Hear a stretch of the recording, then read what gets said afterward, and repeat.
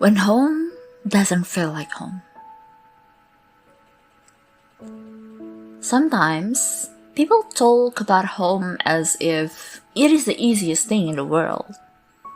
A place you return to, a place that welcomes you, a place that makes everything feel a little lighter. But what if it doesn't?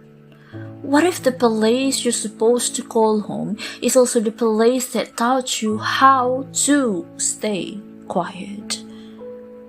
How to walk carefully, how to hide parts of yourself, how to carry things alone. Nobody really prepares you for that, for the strange loneliness of missing a place that technically still exists. The strange grief of longing for a feeling you never truly had. I think that's one of the hardest things to explain. Because when people ask, why don't you just go home? They imagine comfort, safety, rest. They imagine a door that opens and a way that disappears. But for some people, the way is waiting on the other side. And so you learn to survive differently. You find reasons to stay longer at campus. You take a longer route home. You sit in cafes longer than necessary. You scroll through your phone before opening the front door. Not because you don't want home, but because you're trying to postpone the feeling of arriving somewhere that doesn't feel like arriving. For a long time, I thought something was wrong with me. I thought everyone else had a place they could run to when life became too much. Somewhere they could fall apart safely. Somewhere they could rest. Then I got older. And I started meeting people. More people than I expected. People carrying the same quiet act. People who smiled when someone mentioned family but changed the subject quickly. People who learn independence not because they want to, but because they had to. And that's when I realized something. Home is not always a place. Sometimes, home is a person who listens without trying to fix you.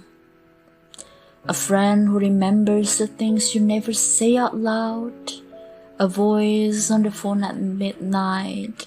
A favorite corner in a library. A park bench. A coffee shop. A community. A pet waiting at the door. A version of yourself that survive. Sometimes, home is simply where you can exhale, where your shoulders finally relax, where you don't have to perform, where you don't have to explain why you were tired. Maybe that's why some of us spend years building our own homes. Not with bricks, not with walls, but with people, with memories, with routines, with tiny rituals that remind us we belong somewhere.